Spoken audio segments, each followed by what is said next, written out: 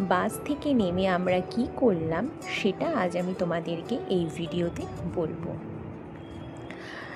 Bus stand থেকে আমাদের হোটেলের হাঁটা পথ ছিল মাত্র 1 মিনিটের। আমরা ব্যাগট্যাগ প্রথমে হোটেলে রুমে রেখে দিয়েছিলাম।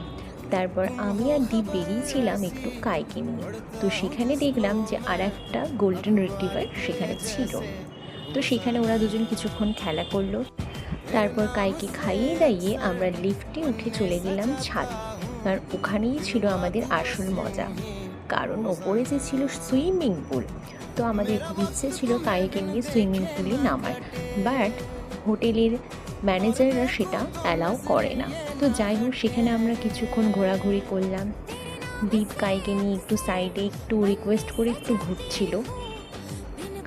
ভিউটা কিন্তু খুবই সুন্দর ছিল। তারপরে